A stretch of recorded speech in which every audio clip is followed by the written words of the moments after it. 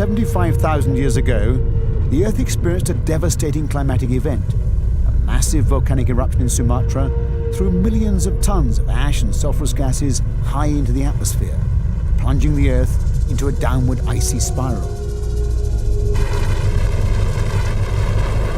For many thousands of years, temperatures dropped relentlessly. The ice cap spread out from the poles, causing sea levels to fall by 150 meters. Glaciers stretched down from the mountaintops into the valleys. There was ice half a mile deep, as far south as London and Brussels.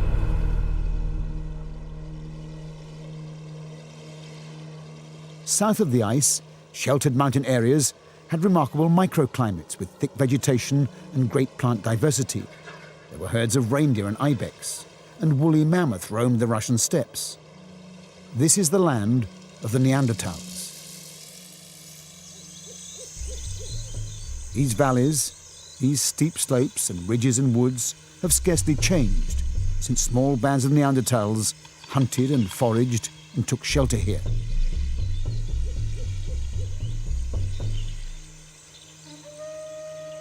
The Neanderthals present one of the world's oldest unsolved problems because of the suddenness of their disappearance. We know that both men and women were immensely strong, with big bones and heavy muscles. Their brains were larger than modern people's. With only skins to keep them warm and a few stone tools, they'd learned how to stay alive in the longest, bleakest winter the world has ever known. They had the hunting skills to kill the giant mammoth. It's possible they even had language. But life was brutal and short. Every Neanderthal found has broken and scarred bones. Life was over by 40. Neanderthals were living over a wide area of Europe and the Middle East, as far as Western Asia, from about 250,000 years ago to about 30 or 35,000 years ago. They were almost certainly living in relatively small human groups, probably not more than about 10 or 20 people together, probably living in quite low population densities, much lower than those of later populations, living basically a hunter-gatherer lifestyle.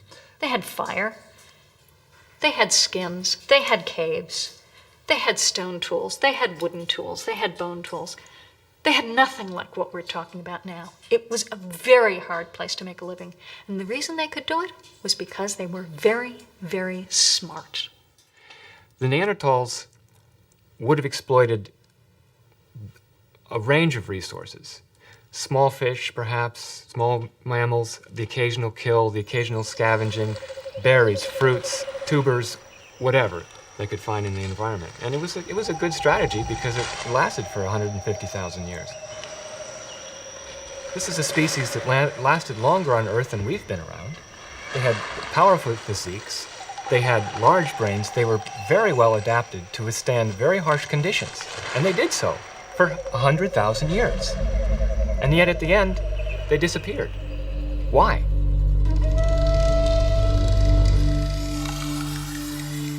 That is the burning question.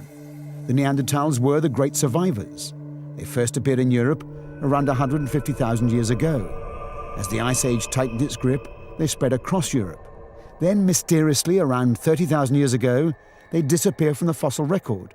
Just a brief flash of time before the beginnings of recorded history, around 10,000 years ago, with the first signs of agriculture and settlements. The simmering debate about what happened to the Neanderthals has recently turned into open warfare at seminars and scientific gatherings between two rival theories. Were the Neanderthals pushed into extinction by the appearance of a new species, or are they still with us, merged into modern populations? This is a battle that continues. We have to understand that we're dealing with our history. This is the family secret we're looking at and trying to divulge to the world as best we can. There's no way to take the emotion out of it. There's a great deal of research that's being conducted that's slow and painstaking and is putting together the pieces of an extremely complicated puzzle. It's a quest that's been going on ever since the Indiana Jones era of archaeology. The fate of the Neanderthals has been debated among prehistorians and physical anthropologists since the beginning of this discipline, sometime in the 19th century. Fossils are very rare. Fossils of any particular species in the past are always very rare, and human ancestors, not having been terribly numerous when they were alive, are in short supply. We don't have a lot of hard evidence, even though we've had 150 years of collecting. Archaeologists are always short of bones. They found only 30 or so fossilized Neanderthal skeletons, all incomplete. The most complete, but with the skull and one limb missing, was found in Israel in 1982. It's been nicknamed Moisha. From this tiny haul, they've sought to create a complete dossier of Neanderthal existence. Inevitably, it's a mixture of science and conjecture, and it has led to huge controversy. The earliest anthropologists introduced a prejudice against Neanderthals, and that continues to have repercussions even today. The Neanderthals have had a bad rap from the beginning. They got off to a poor start. When the first really complete Neanderthal skeleton was found in 1908, it was given over to study by a fellow named Marcelin Boule in France. Marcelin Boule hated Neanderthals. He didn't want to have anything to do with the idea that this very primitive-looking creature could have been the ancestors of modern Europeans and the modern Frenchmen. So he painted a portrait of Neanderthal that has really survived in our popular literature to the present day. The idea of this sort of stooped, slumped, bent at the knee, kind of lumbering brute with the big brow that really doesn't know where he's going.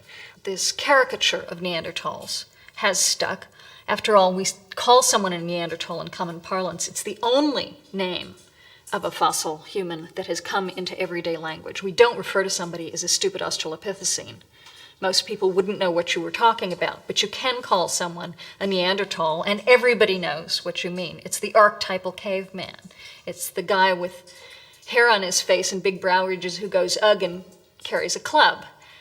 And it's become a symbol of stupidity, of savagery. That is the scientific view of the Neanderthal in this turn-of-the-century drawing. More ape than man, as hairy almost as a gorilla. Though this view of the Neanderthals remains the common perception, since the 1960s among scientists, there's been a massive re-evaluation. Modern forensic techniques have pinned down more accurate details of Neanderthal appearance. Powerful jaws and teeth for chewing, which made their chins disappear. Large projecting noses to warm the icy Arctic air. Sloping foreheads and heavy reinforcing brow ridges. But Neanderthals could certainly walk upright and looked more human than ape. The 60s re-evaluation brought Neanderthals into the human family, our immediate ancestors in Europe. Now, in this representation, the hairiness is gone, not a beard in sight. Neanderthals are seen together in a cozy family group. The fact is, no one really knows. Was all this humanizing simply a projection of contemporary values? Neanderthal behavior toward other Neanderthals was socially and individually very complex. One good example we have this is an old male Neanderthal found in Iraq. This guy was crippled, he had his arm amputated, he was beaten up, there's certainly a very large blow that went to the side of his head, and he was probably blinded in one eye. There's a lot of scar tissue along here. His foot was crippled, he limped, and he lived to one of the oldest ages we know of for a Neanderthal, about 45 or 50. That's an interesting juxtaposition of things. There were others who helped keep him alive. Now, we don't know why. Did they like him? Did he contribute something valuable to their society? Were these his kids and they were simply protecting their own genes? Yeah, we could spin a lot of yarns about why this happened, but the point is they're all human yarns. They're not animal yarns, and it tells us that the depth of their behavior was a social depth. We know that they could make structures. We know that they understood how fire worked and made hearths, circles of stone to surround fire, to keep fire contained, and to keep a cave heated long after the fire went out. There's no behavioral capacity that we could think of for modern humanity that Neanderthals lacked. Archaeologist John Shea has spent many years using the flint on the Long Island shoreline to research Neanderthal tool-making skills. Many of my colleagues accuse me of being a member of the Neanderthal Anti-Defamation Society. I think in some ways we look at the wrong things about Neanderthals. We're so intent upon explaining why they became extinct that we overlook the many ways in which they were successful. What I'm doing is I'm creating a convexity. So I need to set up a striking platform along this edge so that when the flake comes up, it'll cut out underneath the rock and come out underneath these scars here. See, all the planning that's going into this, I'm thinking all the time. I'm not just banging one flake after another. I have to sort of think strategically. It's exactly the opposite of the traditional way of thinking of Neanderthals as these sort of lumbering, shambling dummies who ran around bumping into trees. Take a piece of grinding stone to prepare the surface so that when you strike it with a hammerstone, the edge doesn't fail and the fracture doesn't form until there's a huge amount of force bearing on that edge.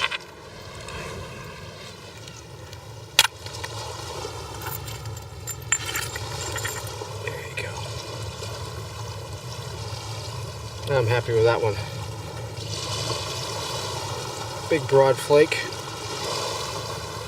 Razor sharp edge with the sharpest cutting edge known to man. Sharper than a surgeon's scalpel. Sharp enough to shave with, although, I don't seem to have done it lately.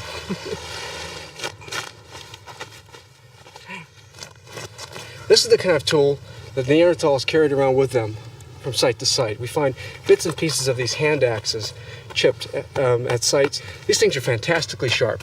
Watch this trick. Okay, and you're done. It's a job that takes seconds, or measured in minutes, not hours. This isn't a kosher butchery, mind you, but these tools are made to work fast, they're made to work well, and they're made to withstand a lot of hard work. They're made to be pounded with and used with tremendous amounts of force. There's no evidence of stupidity or brutishness there. They emerge as very clever, very facultative tool users. Every bit as clever as you or I might be, faced with similar kinds of challenges. But in the scientific community over the past 10 years, the pendulum has begun to swing the other way. Many now feel the 60s were far too generous to the Neanderthals. They may have had fire, for example, but their use of it was pretty basic, little more than campfires. They seem to have been scavengers and foragers as much as hunters. Some believe they hadn't yet evolved a recognizable family structure. The picture that I get from having worried over the archaeological record is not a picture of a very tight and bonded family life. It's a picture of males cooperating with males, spending much of their time with males, certainly visiting locations where females and children are, sometimes presumably bringing great gifts of meaty parts.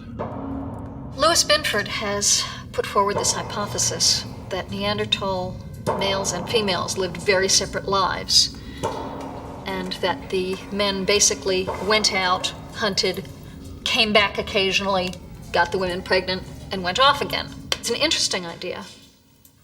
I don't know how you would prove it was true or not. If you have different kinds of toolkits, for example, and you say this is the women's and this is the men's, they're separate, they indicate division of labor along lines of sex. My question is, how do you know that? How do you know one of them is women's? How do you know one of them is men's? It may be the eyes of the beholder that is seeing this as a separation along lines of sex. That is a typical post-60s debate. But the picture that emerges of Neanderthals is of a big, strong, muscular species, a great survivor in a tough environment, but slow to change.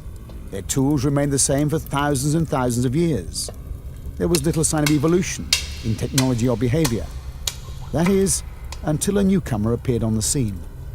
For some 200,000 years, before this point, people have been doing the same thing over and over and over, banging out the same kinds of tools, using the same technical methods of getting those tools out of a piece of rock.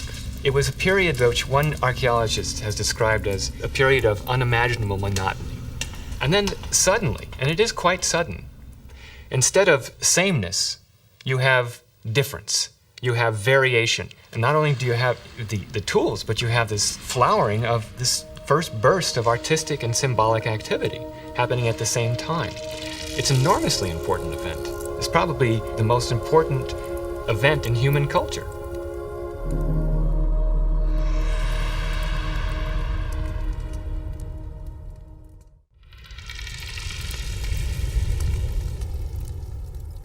Just over 100 years ago, 5 fossilized skeletons were discovered under a narrow rocky ledge near the hamlet of Cro-Magnon in southwestern France. These Cro-Magnons, as they became known, were different from anything that had been found before. And most remarkably, scattered among the bones were hundreds of pierced seashells and animals' teeth, like beads on a necklace. It seemed to mark a whole new beginning. Mon père a été certainement un des premiers à trouver des objets de parure. Il a soigneusement collectionné les documents qu'il a retrouvés et il les a installés dans des caisses et dans des vitrines. La préparation à la sculpture, par exemple, voici un objet sculpté dans une corne de bovidé. Il s'agit d'un phallus. Elles sont remarquables parce qu'à partir du moment où on trouve un objet comme celui-ci, on comprend tout de suite que c'est l'œuvre d'un artiste, d'un homme, destiné à une parure. Alors quelque chose de formidable, de merveilleux. C'est la technique qui ont été obtenus avec un perçoir en silex qui avait été conçu et préparé pour cet usage. The personal ornaments unearthed by René Castanet's father were similar to other discoveries right across Europe, illustrating a remarkable explosion of invention and creativity linked to the new kinds of human being. It seemed they had walked into Europe from the southeast around 40,000 years ago.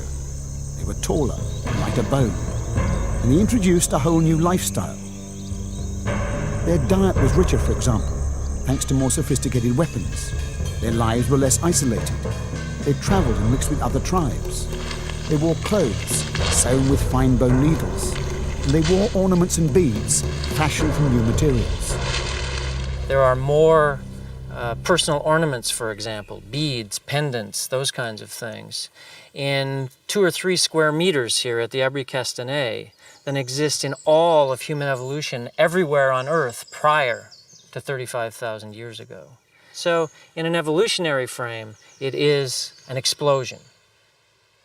This object, which was first obtained by a museum at the turn of the century, was in fact compared to much later examples of fine art. And this object has every right to be in a museum alongside of some of the greatest works of art in all of human history. What is remarkable in terms of the advent of Cro-Magnons is that there is not, in fact, a gradual evolution from crude and rough and hard to distinguish to some sort of perfection in the 20th century. This kind of material exists from the very beginning. Art history goes back 35,000 years. Some of these objects, even from quite an early stage of the Cro-Magnon modern human period, were very elaborately decorated. This is actually a fragment of a spear thrower. The lower part of the spear thrower has been lost, but you can see that it's carved into these beautiful forms of 2 reindeer following each other. They were putting this kind of investment in the tools. The tools obviously meant a lot more than just functional objects. These were important personal possessions. They're telling us something probably about the identity of the person who made them. It's a great mistake to think that an object can be purely functional. There are always several ways of accomplishing the same thing, and we choose a particular way and then we elaborate upon it. This is something that's characteristic of us. It's something that was not characteristic, so far as we know, of Neanderthals. By far the most powerful expression of that extraordinary new energy and creativity is found deep underground, in hundreds of caves and tunnels beneath the mountains of France and Spain and Italy, sometimes as much as a mile from the surface. Nothing like it had ever been seen. An overwhelming abundance of life and vitality, that seemed to emerge fully formed from the emptiness that had gone before. Et dans la partie profonde, vous savez, celle où se trouve cette extraordinaire scène, eh bien, ces galeries-là sont très étroites, très difficiles d'accès. Il fallait escalader, il fallait ramper, il fallait enjamber un autre puits. Et à côté de ce puits, il a été trouvé les vestiges d'une corde. C'est d'ailleurs le plus ancien vestige de corde que l'on ait retrouvé. Donc, ces hommes étaient capables de prouesses presque spéléologiques pour aller mettre au secret peut-être le cœur du message de ces hommes. If you imagine visiting Lascaux with a lamp or a few lamps, burning fat, flickering, with smoke and soot, and projecting light only 3 or 4 meters in front of you. And if you imagine that you are being guided into one of these caves by someone who's already been there, or perhaps even by the person who painted or engraved the animals, you can imagine that this would confer an extraordinary power on that person, and would also confer an extraordinary power on the experience as these animals with flickering light come out at you out of the darkness. These are wonderful, dramatic atmospheres for the conducting of rituals and for impressing young, fragile, vulnerable minds. Presumably these ideas were being conveyed by elders, by shamans, and the very fact that you could create an atmosphere in which these things seemed real, were frightening and were unpredictable, would have given those ideas, and thereby the people who were conveying those ideas, significant credibility and authority and power. The paintings remain a deep mystery. Were they used in bonding and initiation rituals to bind the group together in ceremonies that would never be forgotten, even today? Are they still retained in the collective European consciousness, in myths like Orpheus, the ritualized fires of hell?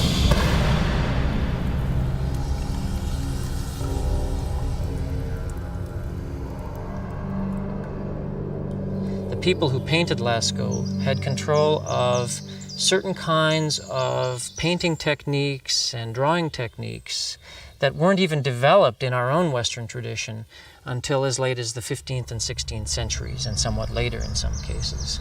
Perspective drawing, for example, which is usually attributed to a much later historic period, was already clearly evident at Lascaux and was completely mastered by whoever the person was 17,000 years ago who was painting on those walls.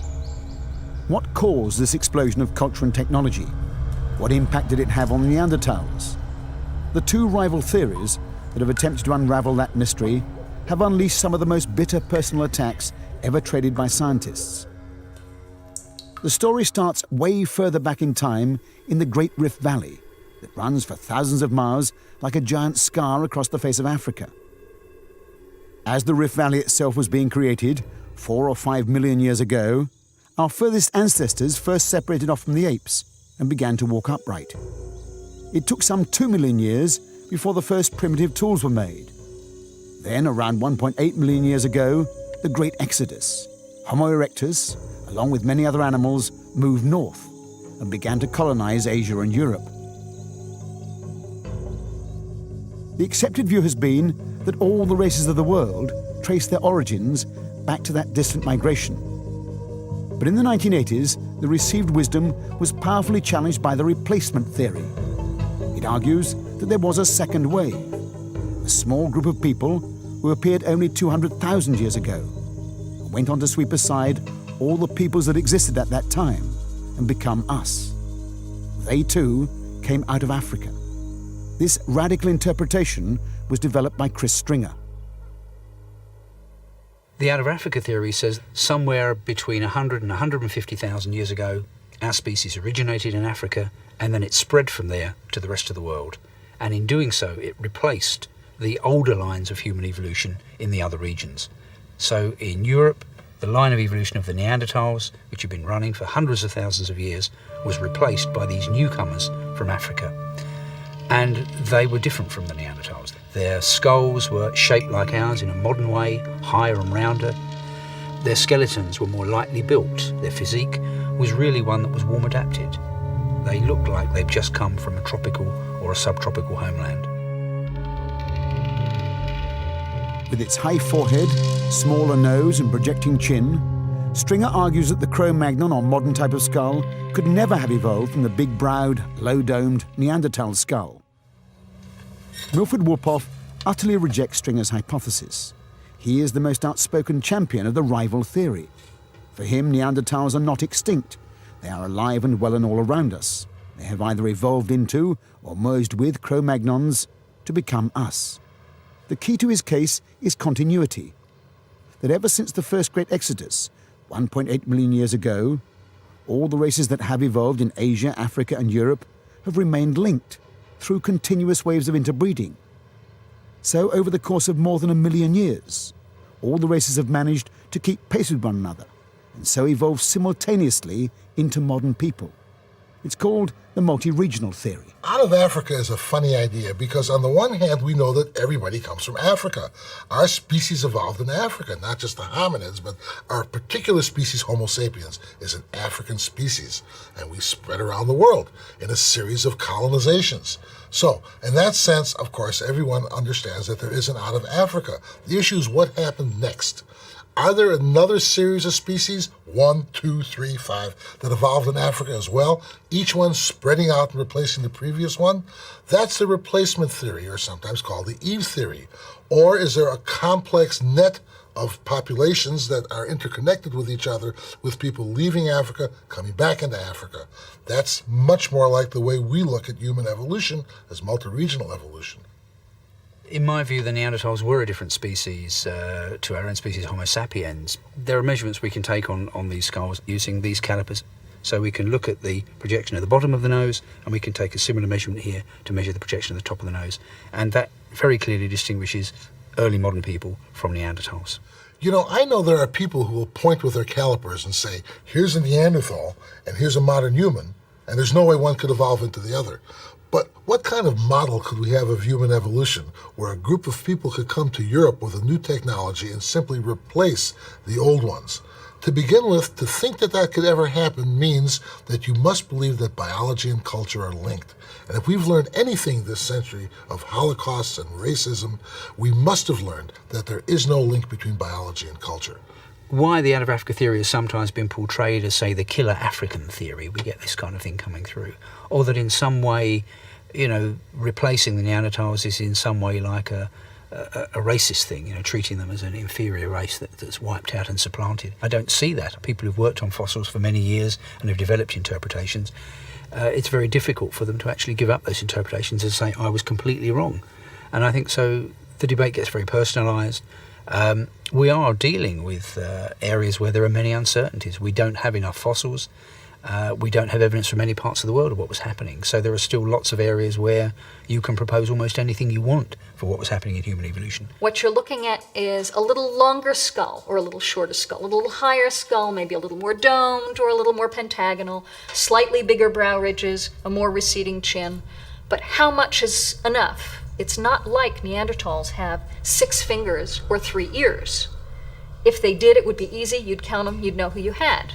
You're looking at fine gradations of difference that are very difficult to be extremely clear about. The debate has become so embittered that Stringer and Wolpoff now find it hard to speak to each other. But slowly, steadily, the pieces of the jigsaw are coming together, seeming to support Stringer's remarkable replacement theory. From America, for example, scientists can now show that modern people cannot have originated from a cold climate. A brilliant piece of research has established what they call a limb thermometer, based on the fact that in hot climates, bodies evolve long arms and legs to dissipate heat. In cold climates, bodies become short and stocky. When this thermometer is applied to Neanderthals, it shows typical cold adaptation over thousands of years, very short limbs. Cro-Magnon fossils, on the other hand, show no signs of cold adaptation. They have the longer limbs from a tropical origin. And modern people have retained those Cro-Magnon features. Our limbs are too long for a cold climate. Another piece of the jigsaw comes from much closer to the African origin.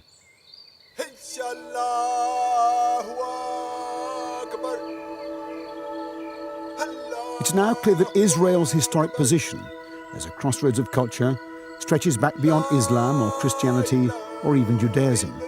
In the distant age of Neanderthals, as the new African people were coming north, paradoxically, the deepening ice age in Europe drove the Neanderthals south into a landscape that was comfortingly similar to the one they had left behind.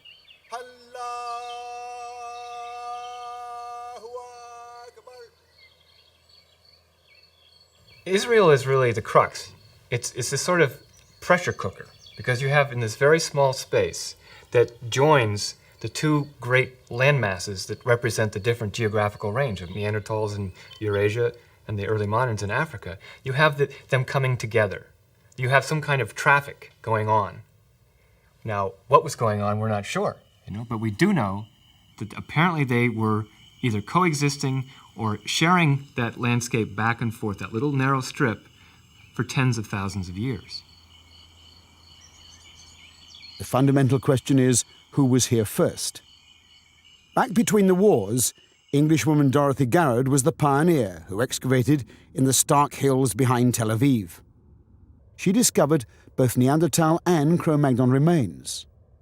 They were assumed to fit the comfortable, established chronology, with Neanderthals dated at around 60,000 years old and Cro-Magnon fossils at around 40,000 years.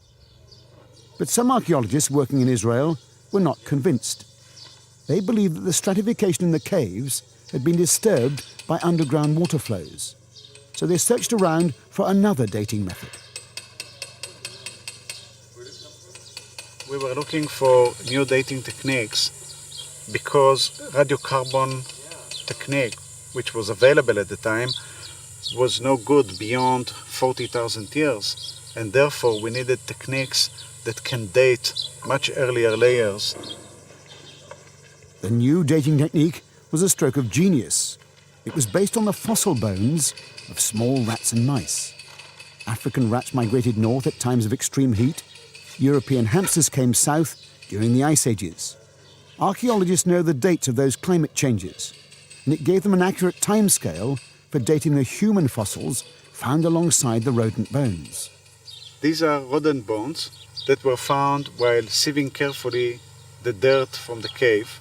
These are the remains of an owl pellets. So owls hunt these rodents, digest them, and then throw up. These bones are different from other rodent bones that are found in different layers, different periods. So by looking and identifying the exact species of the mice that the owls hunted, it seemed to us that such a change could have happened only at the beginning of the last glaciation, somewhere between 100 and 80,000 years ago. The oldest rodent bones clearly indicated that anatomically modern humans are earlier than the Neanderthals in the country. The new date was startling. It meant that the modern-looking fossils were in fact 100,000 years old, Neanderthals about 60,000 years. On that evidence, Cro-Magnons could not have evolved from Neanderthals. They had to represent a new wave out of Africa. They've really turned around our understanding of the relationship between Neanderthals and modern humans. With the new dating techniques applied, these fellows here, they're thought to be 40,000 years old, are actually down here, 100,000 years old. Now, if they're older than the Neanderthals at 60, how can they be their descendants? It's like saying that your child is your grandmother. It can't be. The Israeli evidence has swung the scales heavily in favor of Stringer's idea of a recent exodus, but it hasn't killed off the debate. One of the more recently published ideas is that maybe people lived side by side, different races, but never interbred. I am incredulous about this. After all, most of the big Israeli samples, where there's several specimens, show that there's features from the so-called different races all mixed together, very much like when we find hybridized populations today. When we talk about races as dividing and merging, Israel's a case of merging. Hybrid populations or out of Africa, the bones alone can't resolve it. Everybody was looking for a conclusive evidence, a more objective, more absolute clock to measure the passage of time. It was to come from a most unexpected quarter.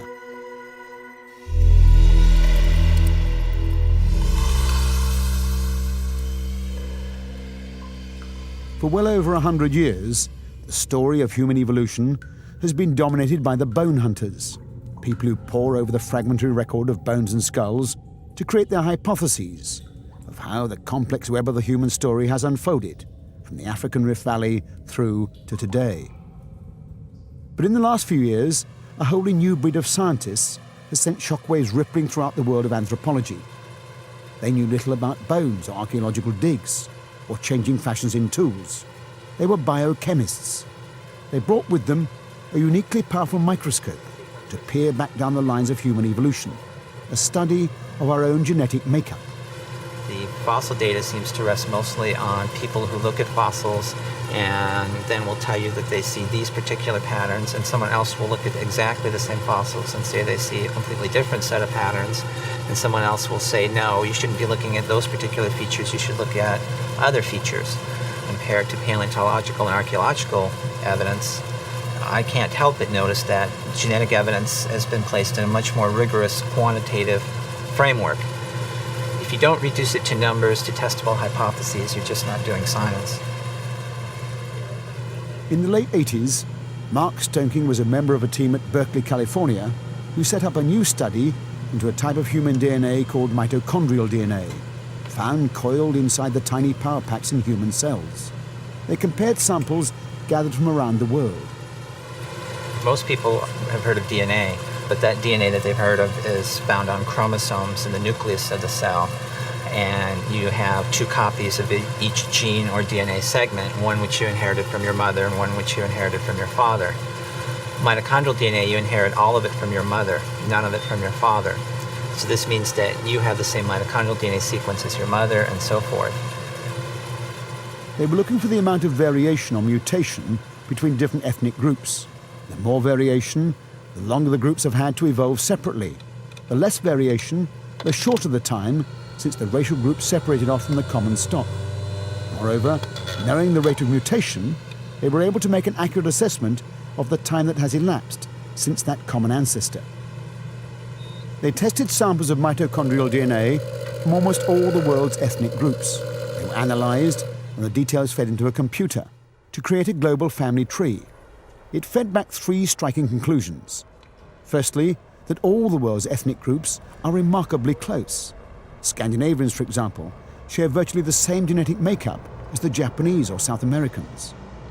Secondly, when they measured the variation, much more had occurred in Africa than anywhere else. This suggested that a group had evolved in Africa first, before migrating, and that all modern people without exception are descended from that group. But the third conclusion came like a bombshell, that modern humans originated not 1 million or more years ago, but very recently, perhaps as close as 200,000 years ago, backing up Stringer's estimate. You have to understand what it would have been like for the anthropologists who had built their careers and their rationale for existence on being able to interpret these bones and make some kind of theory about how evolution progressed.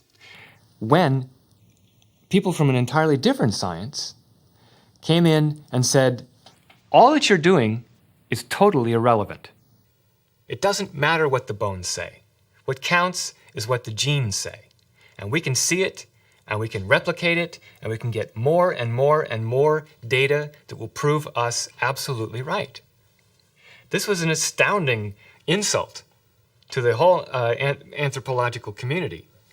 It made such a huge splash. I mean, the cover of Newsweek that brought this to the American public's attention was the best-selling issue of Newsweek of the entire year. We elected a president that year.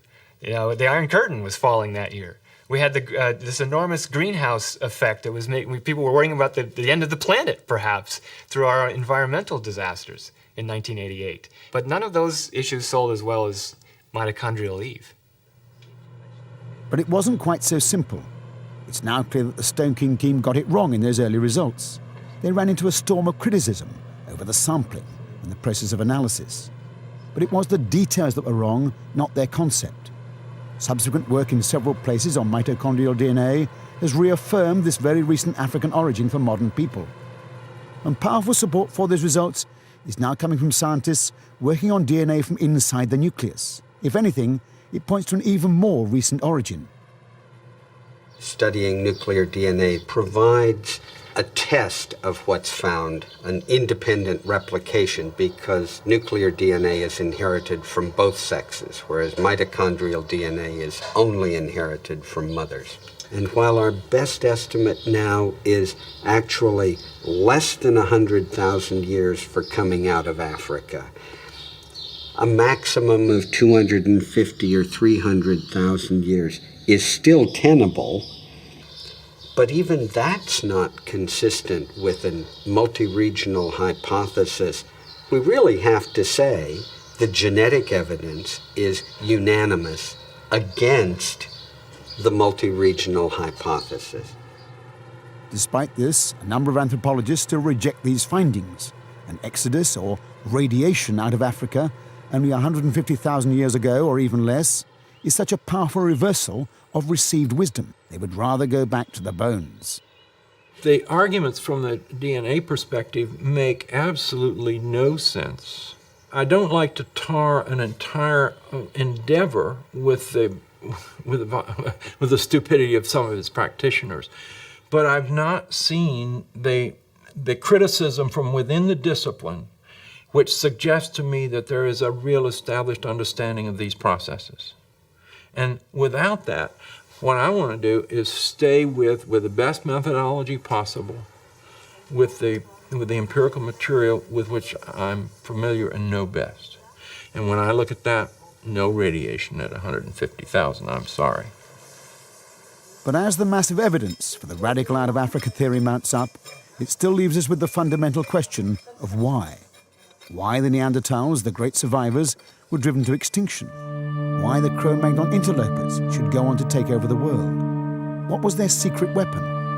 For many scientists, only one thing is big enough to create the cultural divide that seemed to separate modern people from Neanderthals: language. To be honest, we don't really know what was the reason behind the success of our species. I think one of the front runners was that we had maybe full language. The Neanderthals could certainly talk to each other, but they didn't have the complex sorts of language we find in people all over the world today. Language that deals with the past, the present, the future. It deals with abstractions, really complex things. Maybe the Neanderthals didn't have that, and that gave us the edge. One of the advantages language offers you is this.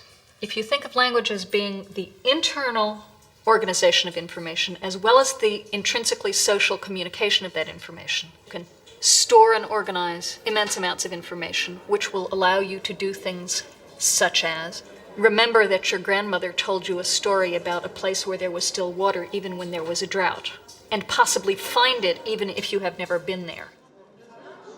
Perhaps it is inevitable that this debate will remain inconclusive. Language does not fossilize. But there is no question that fluent language would confer an immensely powerful advantage for planning strategy and for harnessing scarce resources. It would, for example, multiply the power of any new technology. Take a fishing harpoon, for instance. With language, you can explain how to make it, how to use it, when, where, even how to slice and dry the fish to store it for winter. Fishing is probably one of the better examples of a complex technical activity in which there's much information embedded which has to be passed on from generation to generation. The knowledge of the behavior of different species of fish, for example, when they're available seasonally, because in the rivers of southwestern France, the presence of particular fish is a very seasonal matter. And we know that they're migratory fish. Rivers in the Dordogne were full of salmon. We know this because there are salmon bones littering cave dens of bear. But you don't find the same bones littering the Neanderthal sites. Why not? The salmon were available at a certain time of year. They could have gone there and been abundantly fed on the salmon, but they didn't. Later populations did. So maybe the answer for what it was that the Neanderthals might have been lacking is a lack of planning depth, the lack of being able to really see into the future, know what your needs are going to be, and go someplace to meet them. Much greater foresight and fluency of communication also opens up an explanation for one of the most significant differences between Neanderthals and Cro-Magnons. The Neanderthal group seemed to be sedentary, hunkered down in a relatively small region, whereas Cro-Magnons right from the start were movers and travelers and traders. They built networks, possibly by trading mates, certainly by trading goods.